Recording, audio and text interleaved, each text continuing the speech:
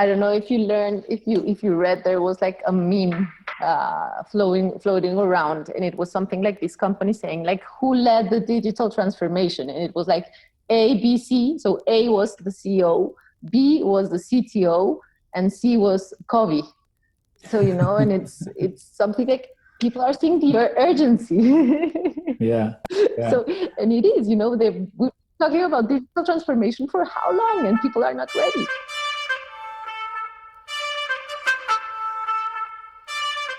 And you mentioned something interesting, and that is you started working on innovation and you didn't really know what it is. And you said it became a buzzword, but people still don't really know what that was. Do you know what it is now? And could you tell us how you define innovation? I think that innovation is a changing word.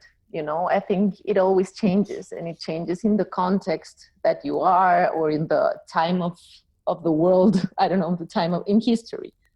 A definition of innovation that I like, it's actually very simple, and it's a new way of thinking and doing, but you have to be able to make it happen and to make an impact on it.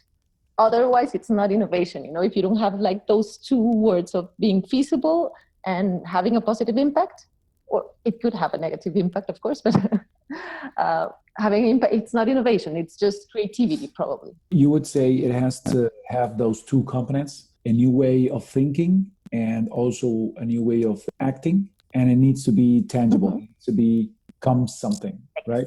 Have a real impact. Exactly. Everywhere in the corporate world or in the public sector, when people talk about innovation, it's just everything. Innovation can be new products, it can be new processes. I don't know. It can be marketing, branding. Even now, I think people tend to think that digital is innovation. And now they're saying like, if someone is digital, they're innovative. And what I say is everybody should be digital now. Probably not everyone is, and now we're seeing that exactly in this time of the world, mm-hmm. that not everybody is really digital, but that's not innovative anymore. The technology is there. You just need to be able to use it. So why is it so difficult to be innovative? I think one of the reasons, it's pretty human, and I think in the business world, you're just afraid of doing things differently. I don't know, when you talk to people or when you talk to the persons that are in charge of innovation, they mostly quote politics. They talk about internal misalignments or internal silos. They talk about budget. They talk about the inability to prepare for the future.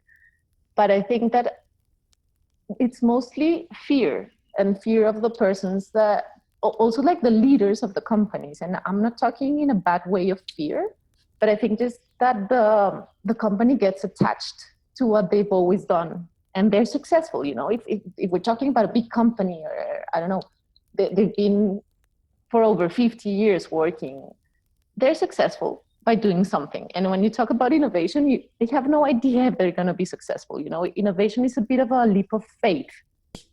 What are the most common barriers that you find within your clients to move forward with an innovation process? I think that one of the biggest barriers, it's kind of like navigating the internal politics. So I think that if the person in charge of innovation, it's not influential in the company, it's going to be really hard. If they're not close to the decision makers, it's going to be really hard. Because as what I said, sometimes it's risky. Sometimes you have to do things differently, and the politics internally are not prepared for that. Or it's not really about politics. It's about the leaders being convinced about doing it. So I think the first barrier is that if you're not close enough to the decision makers, probably it's not going to happen. If the decision makers are not convinced, it's not going to happen. What you're mentioning has to do a lot with experimentation, right? Yes, exactly. But still also, it's funny because when you compare the corporate world to the startups, and a lot of big companies now, they're talking about entrepreneurship, or working with startups, or this whole thing about, I don't know, open innovation, that it means big companies working with smaller companies or with the academy. They always say that the small ones, like the startups, are are more agile, you know, than the older ones.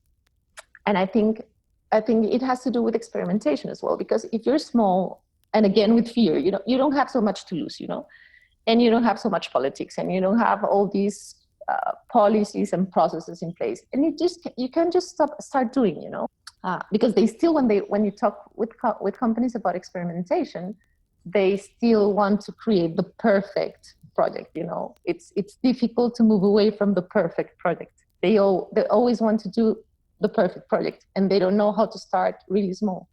But it's the way we've been taught to do things. You know, it's not bad. That's how we were taught.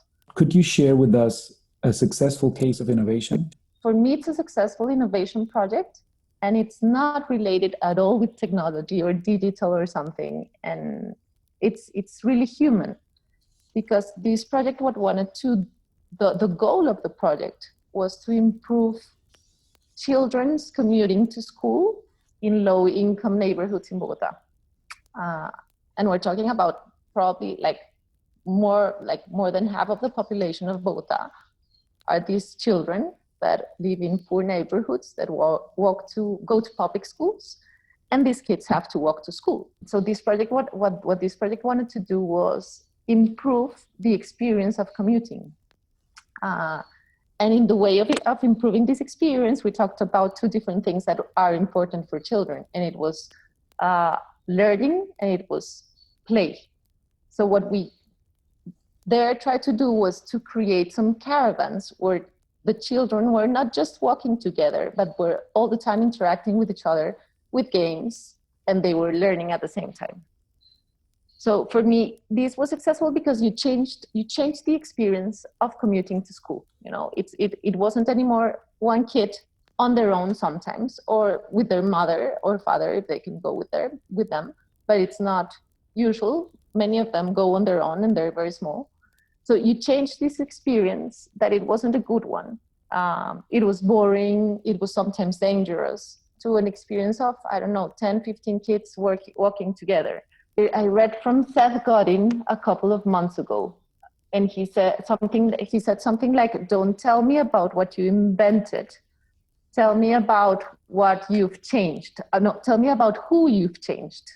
So, and I really love this phrase, because he was saying, I don't care. It's kind of like, I don't care about technology. Don't tell me about what is it that you invented, but tell me who you changed in that process. I want to dig deeper into why this process was successful. And I think you mentioned it had its own budget. It had its own people responsible for it.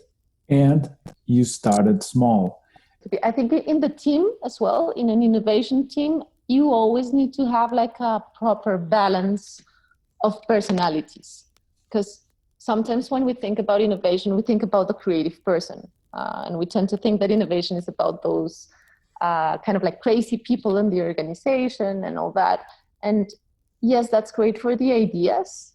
And for example, a buzzword in innovation is empathy, for example, that you need to have empathy for your clients or for the one that you're designing for. And yes, that is great. But you also need to have empathy for the company and the organization you're working for. It's not only about the empathy and the creativity, but it's also about internal politics. It's also about being organized. Innovation needs discipline. If you're not disciplined, it's just not an ideation session, you know? This is not just brainstorming and crazy ideas. And I would like to ask you, what would a few good tips be? Like, where could they start? Find a good opportunity, you know? Find a real problem to solve. So I think it's super interesting, and it's not because of technology. As I said before, many people have the technology now. It's just about your mindset of finding a good opportunity with what's going on really quick. And you just have to start dealing with the unknown right now. Because if we don't know when we're gonna be able to go back to life, and probably it's not gonna be the normal life, you just have to make assumptions of how it's gonna be, what you can do for that scenario, and do it quick and do it small and do it fast. Like if you do it perfect, you're just gonna end up losing a lot of money probably.